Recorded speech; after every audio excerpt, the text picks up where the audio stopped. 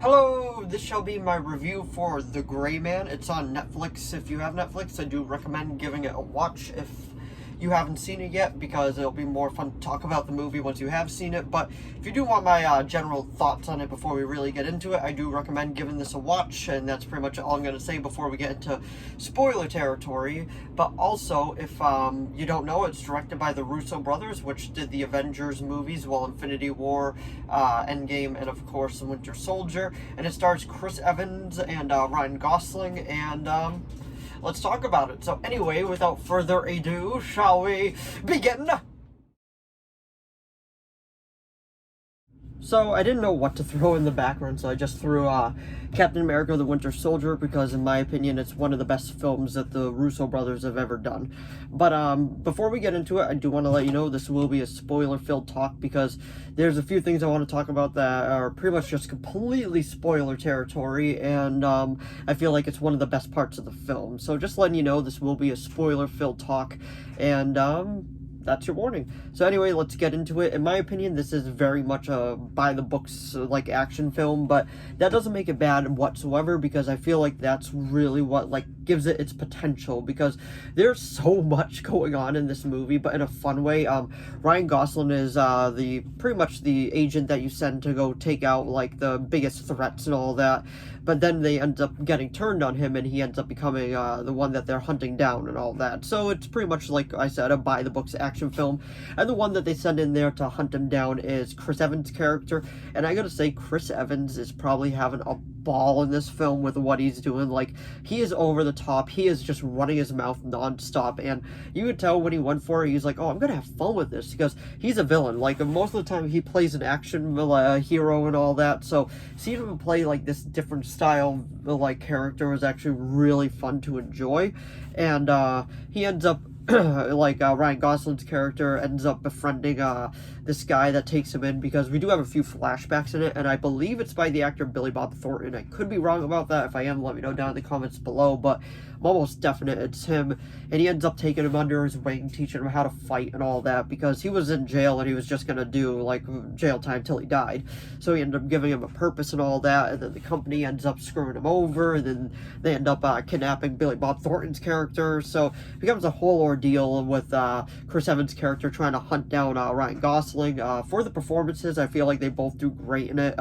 Chris Evans is a super fun villain to watch, and Ryan Gosling is a compelling action hero that you want to see succeed against this villain. And the action, I gotta say, the action is probably the best part of it. The opening fight scene really gives you an idea of what you're in for, and in my opinion, it doesn't disappoint whatsoever, because just the way that it goes back and forth between the villain and the good guy is just, it's non-stop. And while I was watching it, I was like, this is what I want from an action movie sometimes. Not a lot of stuff behind it, just fun action with a easy to follow story. And that's exactly what it was. And I believe it was Joe Russo. He had a cameo at the end of it, because he usually does throw cameo, he usually cameos in his own movies, like he did in this one, I believe, and he did in I believe it was Endgame. I'm not sure about that, but I believe it was Endgame. And like I said, the action is just non-stop. The guy from BVS, I believe he played Anatoly in it, and he ended up becoming the opening fight scene, and just to see that fight scene unfold live, you got an idea what this movie was going to be about. And then we pretty much led up to the final battle between Chris Evans and Ryan Gosling, and I thought they were going to take the easy way out when he's like, oh, okay, yeah, we'll just shoot at each other till one of us gets hit. But when he was like, oh no, let's put all this away and just me and you, let's fight it out. And the way that they went about that, I thought it was so good, just seeing these two guys go at each other. And the sunset slowly coming up gave it a perfect ambiance. And the music too, you felt like, oh, look, this fight has a lot of gravity towards it.